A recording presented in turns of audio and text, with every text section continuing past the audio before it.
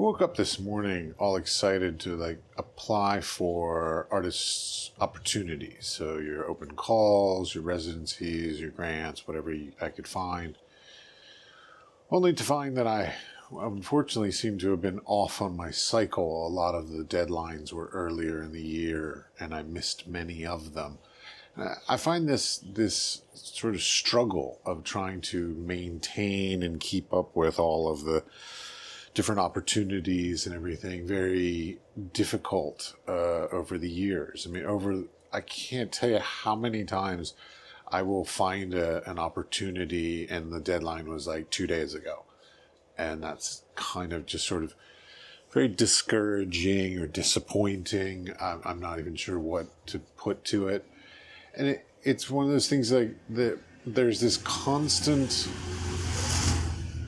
need for maintaining everything, so I have to be making new artwork, putting things on social media, posting things on YouTube, putting things, keeping up with opportunities, not even just keeping up with opportunities, but searching out opportunities. When the opportunities arise, I have to, keep with the deadlines. It's literally a full-time job to try to be a full-time artist. Now, that's a pleasurable problem to have. I'm not literally complaining, except for the fact that it's a full-time job with no guarantee of return. So I could put in all that effort. I could spend 40 hours a week between in the studio, writing grants, researching opportunities, approaching galleries, doing whatever, is needed to try to get a career going, but there's literally no guarantee of return, much, in contrast to most full-time jobs where when you do the job, you get paid for doing the job. This job is,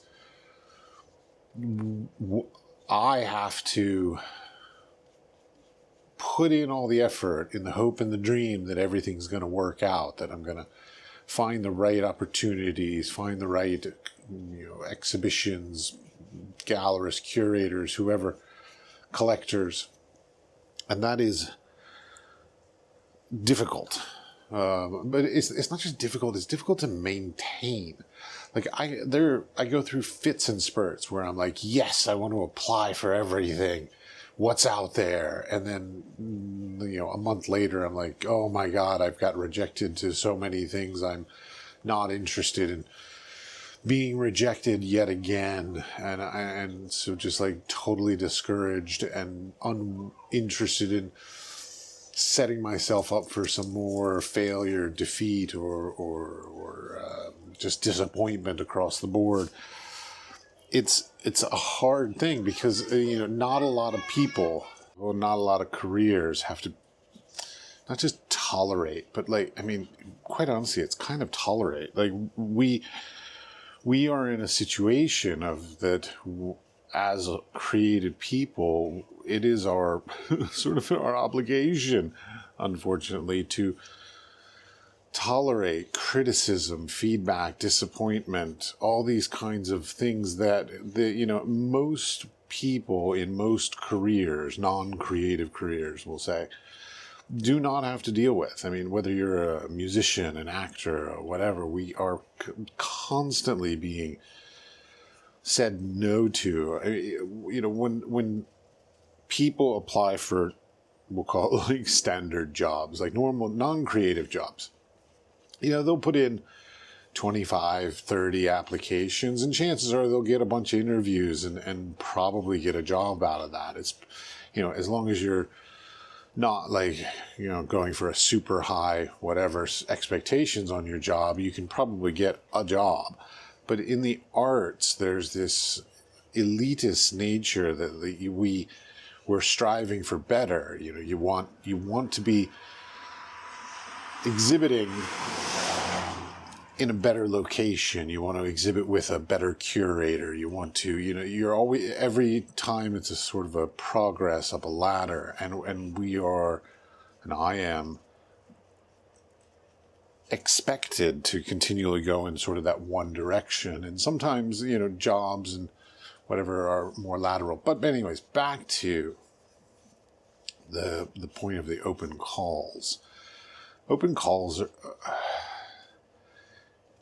they're hard. And there's a vernacular, going back to my old vernacular debate, there's a vernacular that's really hard, but also one of the hardest things about an open call is when they create an open call, because I've been on the side of making open calls. So the people who make open calls are trying to intentionally be open-ended so that they could be surprised. They want the sense, they don't, if they make an open call that says figurative painting,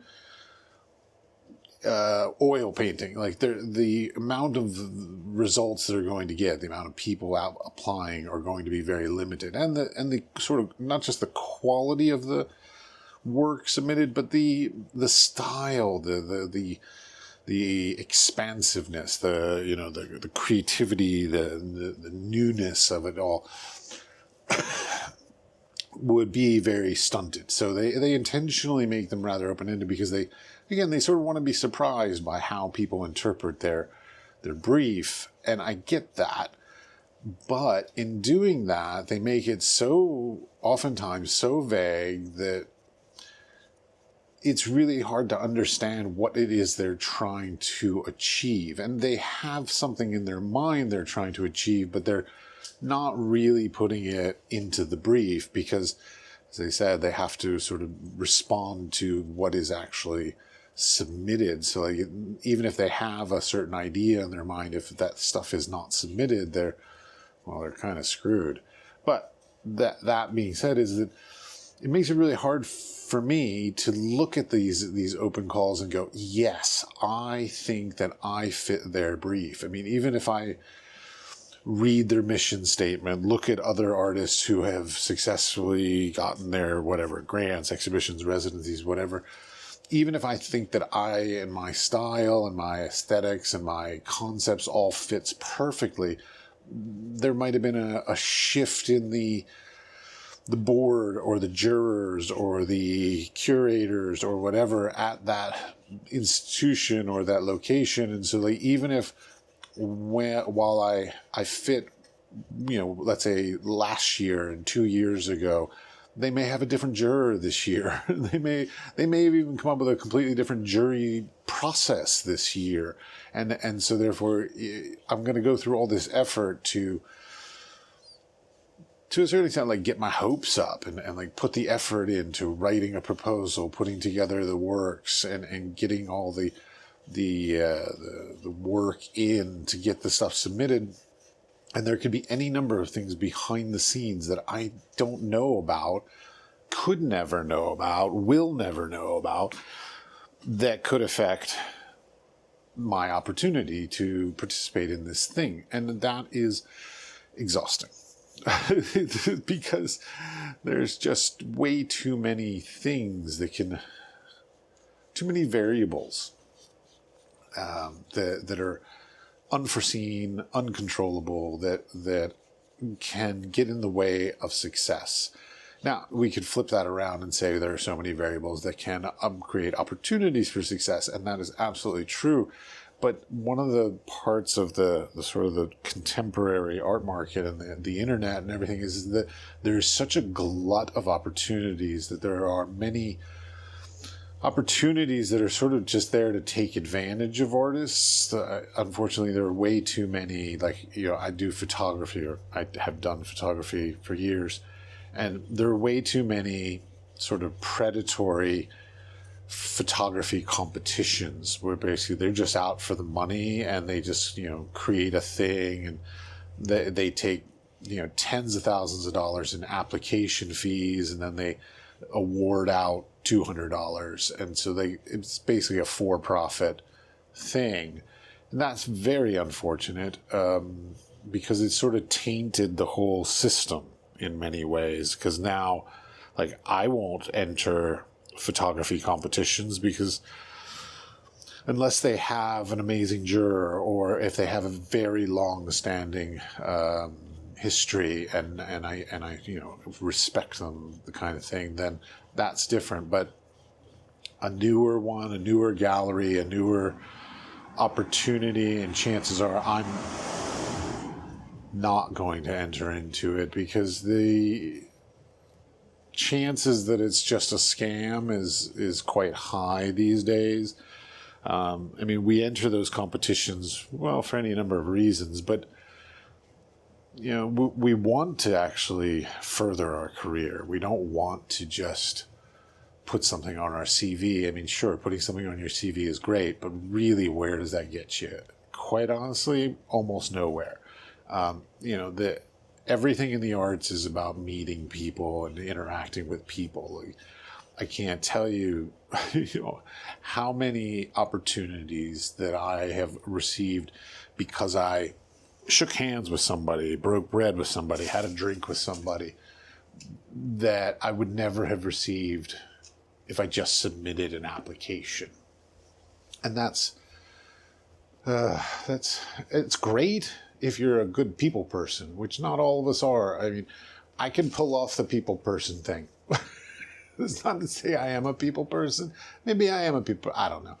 But I can pull off the people person thing. I can be personable and walk into a room and sort of get to know everybody in the room pretty quickly. But not a lot of artists can do that. And to a certain extent, I feel like in many ways, especially here I'm in Czech Republic right now.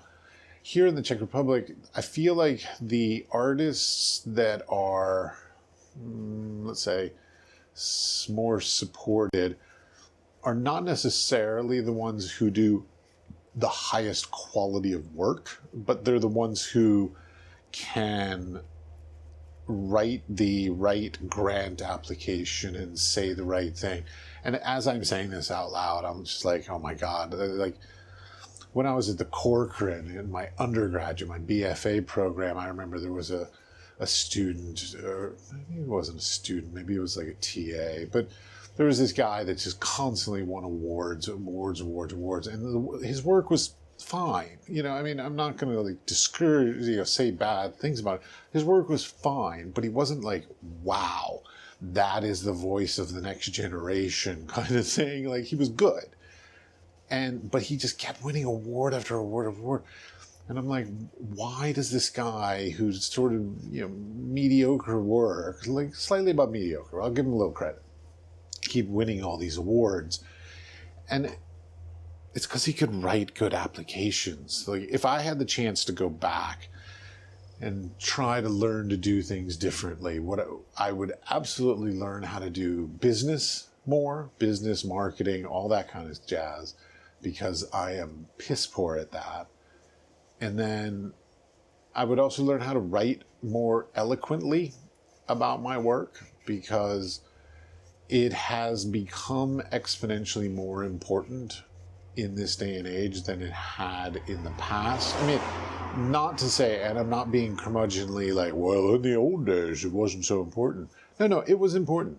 It was, but it started, I think, in the 1960s when the granting system began. Like the jurors, the group of selectors deciding who gets the money. That system, because prior to that, it was basically patronage. So if a wealthy person liked your work, then you got money. And if a wealthy person didn't like your work, you didn't get money. There. But when like governments got involved and corporations got involved, and then all of a sudden there are these juries, and these juries are generally made up of, well, not these days, but back then they were made up of often non-arts educated people. They were people from the corporation or people from government that basically had to read and be convinced or excited or whatever by the proposal, and not necessarily by the work itself. And so the nature of writing about your work became very prominent in the 60s, 70s, and so on up. I think that sounds right. I don't know. I'm sure somebody, please can't tell me in the comments below if I'm wrong on that, because I'm probably wrong. But I think that sounds right. But the point being is that when I was in school at the University of Iowa, there was this continuous sort of like, submit your slides. Yes, it was back in the day of slides. Submit your slides and a one-page explanation of your work. And this one time I got so fed up with it because I was entering competition after competition after competition and not getting good results. And so I was sort of fed up with it. So for one application, I actually wrote in big bold letters that took up the whole page. I wrote one sentence that said, if I wanted to write about my art, I would have been a writer. That's it. If I wanted to write about my work, I would have been a writer. Period. Big bold font. Needless to say, I did not receive that grant, but I felt good about saying it because it's one of those hard things that, like, these days, artists, visual artists, just to be clear, are expected to not only make compelling visual art, not only be good marketers, good business people, but we're also expected to write about our works. Because if you sit back and think about it, if you were to ask a musician to paint about their song, or a author to take a picture or sculpt a sculpture about their book, they wouldn't be able to do it. So why is it that we as visual artists are expected to not only do the thing that we do, the visual arts, but we are expected to also be able to use a completely different medium to express the idea that we are expressing through our visual arts? I find that to be unfortunate. I mean, it is what it is. It's the system, and we simply have to learn, and I simply have to learn to participate, because railing against that system is going to get me nowhere, because they're the ones with the power, they're the ones with the money, and that is their system. So if I want any of their opportunities and any of their money, I have to participate in this system, which I don't like.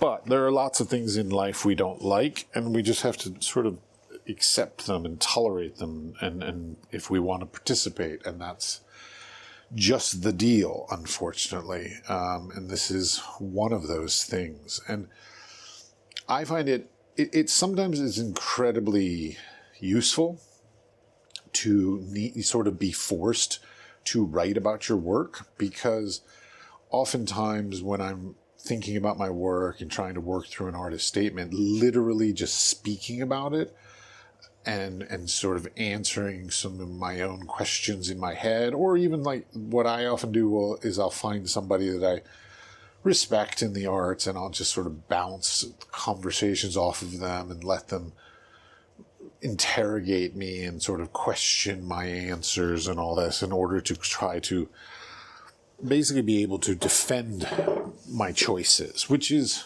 to a certain extent what we are doing, but it's not what we're doing. Like, I've often thought of artist statements as a defense of, but I'm not sure that that's what they are. They're a context for. They offer the viewer a more intimate understanding of what you've made and why you've made it. Because without without that opportunity, there might be some things missed or misunderstood.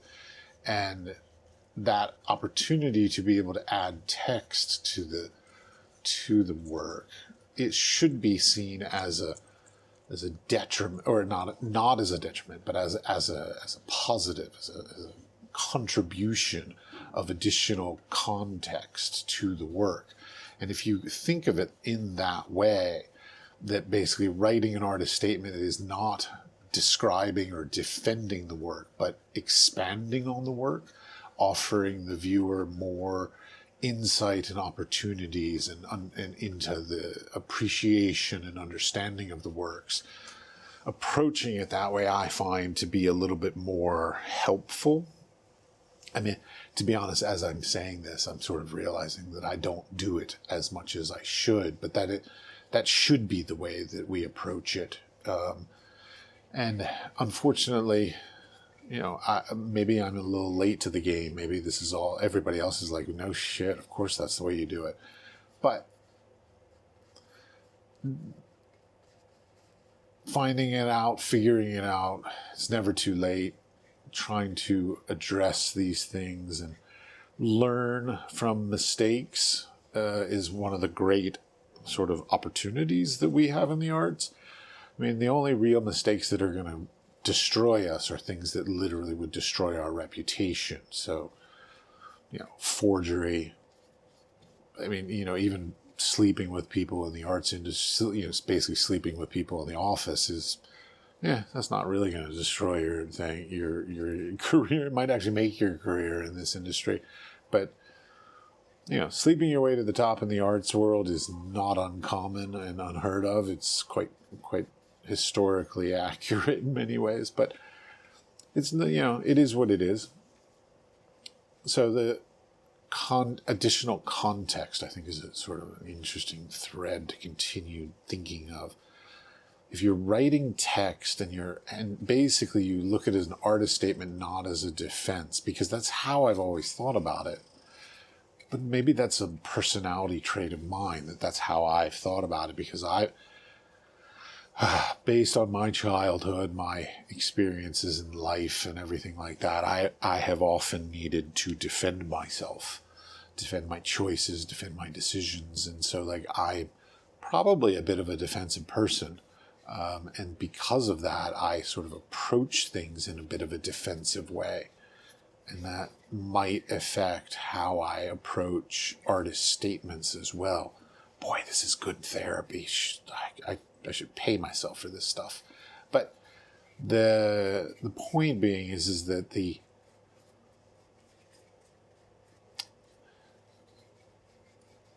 trying to be an artist and trying to put my work out into the world needs to be, I'm not going to say the opposite is offensive, but let's say proactive and optimistic and opportunistic even. I need to be actively seeking opportunities, let's call it. So it's maybe not opportunistic, but open to opportunities.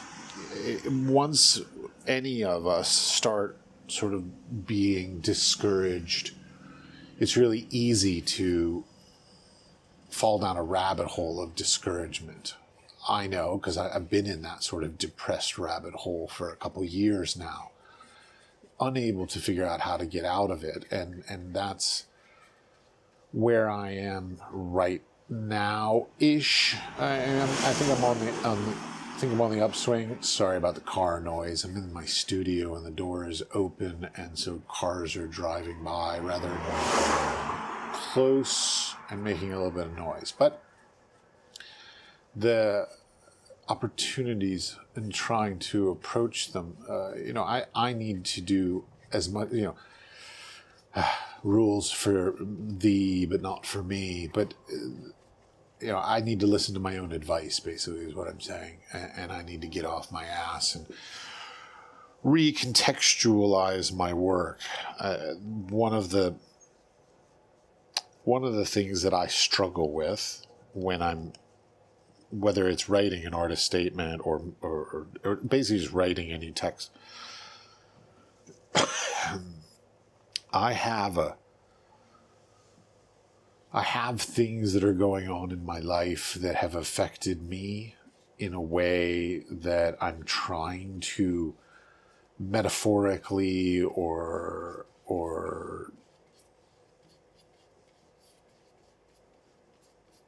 I'm not even sure, or just metaphorically express in my work, because there's kind of no way to express what's going on, really, because everything that's going on in my life is so unique and personal to me. So without literally telling a story that is kind of oftentimes not my place to tell, but it's a story that has impacted me or affected me through my work, is the struggle I do, because like this work that you're been watching me make it through this video, it's all working. It's got a lot of black. For the past like 3 years, I was using a lot of white. I was based on white and white tones, and I switched over to black because a lot of difficult things have been going on. My parents suddenly, my brother died rather suddenly. COVID, sort of, so this is just post-COVID that I started working in this black tone. And when I say post-COVID, I mean like a year after COVID was done. So like the white was during COVID. I was trying to make positive work or optimistic work or silver lining work, let's say, even during COVID. So when things were bad, I tried to make work that sort of didn't dwell on it. And now my brother dies, my mother has an accident, my parents basically both, they're now 82, and they have they're showing their age. Let's just go with that. They're having memory issues. They're having physical issues. They are definitely, and quite honestly, it's not just they're showing their age. They're probably showing a later age. Like they're not doing well. And we had to go through the process of cleaning out their house and of stuff that they've collected for 60 years as a married couple, and move it into a 1-bedroom. They had a 4-bedroom house. They now have a one-bedroom apartment in an assisted living facility. And we had to go through the process of doing that. And when I say we, it was me. I had to go through it with them all by myself, where for years, for decades, it was I should have gone through it with my brother. Not that he necessarily would have been a lot of help in the process. He might have caused more problems, but it was never supposed to be me by myself. And then in that time, my wife and I were trying to get pregnant, and that was not working as well as we'd hoped, or as quickly as we'd hoped. It took a little over a year and a half almost to get pregnant. Currently, we're at, I think, almost 5 weeks before having our child, our daughter, and hopefully everything will turn out well with that.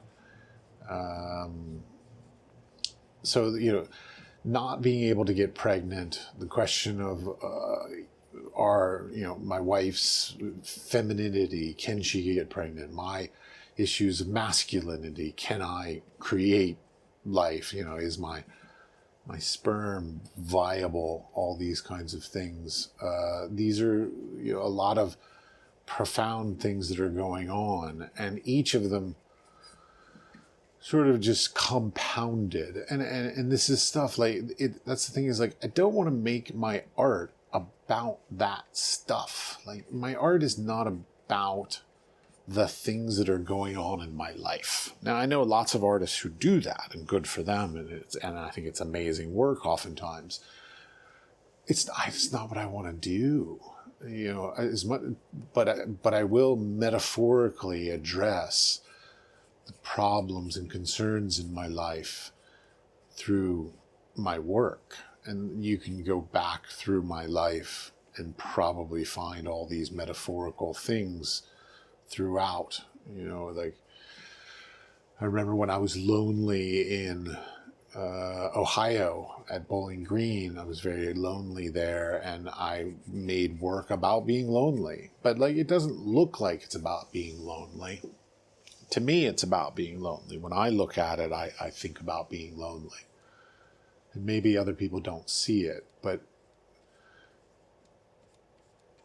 if I chose to make work about the things going on in my life and make that the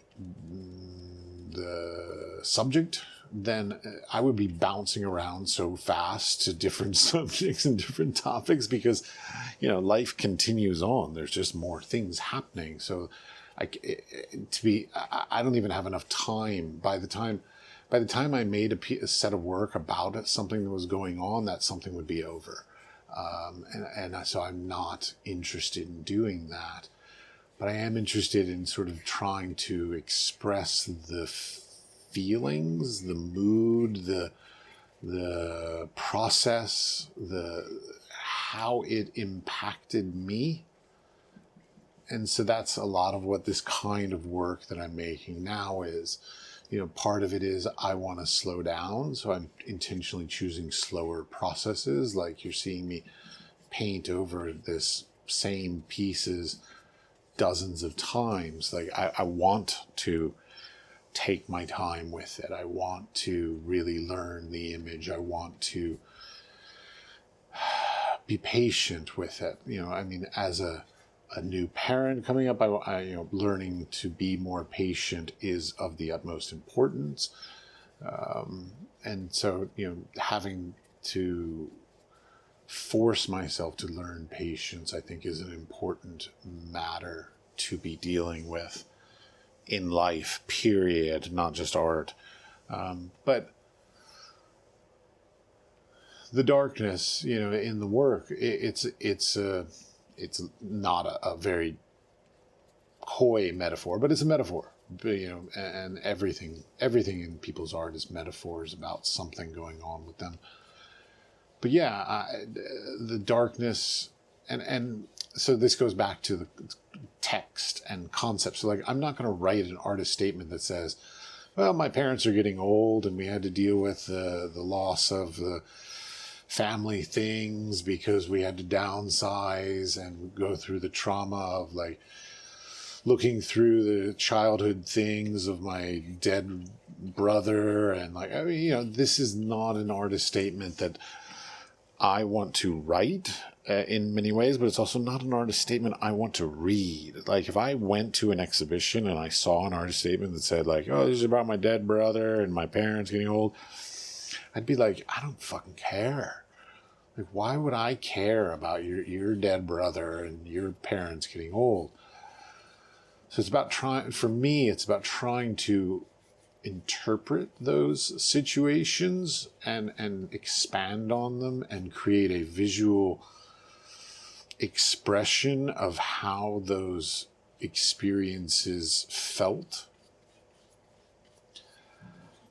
And that's sort of what I work through. That's how I work. Now, going back to the text, how do I interpret that? How do I make that into a text for a submission, for a statement, for whatever? I don't know. Because, as I said, when I try to write them, like, I'm thinking about all of the emotional things and events of my life that go on, that direct me down the path of producing this work. But is that really why I made it? Is that really why people should be supporting my work in whatever reason? I don't know. And that's the struggle. It's how personal. I mean, these days, personal connection is very important. People, the general public wants to feel connected and engaged with the artist, the act of the artist, production, the artists themselves through their social media, all these kinds of things. And it's not something that I feel super comfortable with. I'm even though I'm like sharing way too much about my life, my personality, and my family on this platform, I don't really want to share it in ways where it can be taken out of context. So if I sit here and say something, I get to control the narrative of it in many ways. But if it's put in other formats, I lose that control over the narrative. It can be easily removed from the context of which I submit it or apply for it or whatever. And so that separation of context. Boy, context keeps coming back. I gotta think more about context. But that addition of context is sort of a necessary thing. Like we need it. Like, I mean, if you look back at like Duchamp's work or Mondrian's work, without the context of like why they made it and all this kind of stuff, that stuff is really just random and odd, and it just makes no sense. So like having the context, having the art historical perspective of the people they were hanging out with, the books they were reading, the books they were writing, the different additional context is of the utmost importance. And in many ways, I sort of feel like that is what this is. This podcast, this channel, this YouTube channel, is that additional context that my art needs. I'm trying to add it into the vernacular of talking about my work, thinking about my work. Takes on this new format, but also not just this format, but this opportunity to get people interested in what I do, because I mean, that's all what we all want. So I want to try to be more personable. I want to be a better friend. I want to be more engaging. I want to be helpful too. This is one of my underlying fundamental things of who I am, is I want to be helpful. So I'm a teacher. So any help that any of you all need, please feel free to write it in the comments or send me a message. I will see what I can do. I make no guarantees, but as a teacher, I will at least try, because that's what I love doing. Like, that's why I'm a teacher. I'm not your pompous, stereotypical teacher. I'm pompous in some ways, but I always try to push. I want people to do better. And if a student does well, I will push them to do better. So that's what I want, not only from you all, but from me. I want to push myself. Though theoretically, I would love to have a tribe. I'd love to have a group of people that they help to push me, but I can also push myself in many ways. But I want, and one of my ways of pushing myself, I find, is talking things out, which to a certain extent, that's what I'm doing right here. Is I'm basically talking through the issues that are on my mind and trying to work through them to a way that is that I can sort of move forward with something.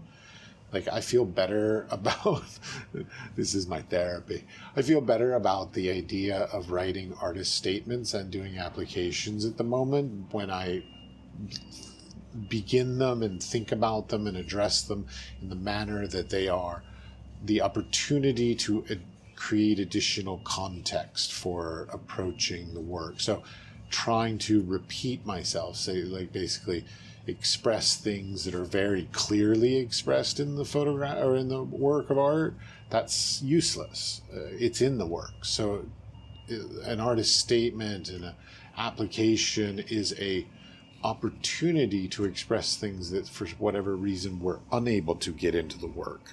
And that is a sort of a really nice opportunity to be able to expand on my work in a way that I might not be able to physically in the work, but that I can now add to the whole experience of the work with the addition of some text.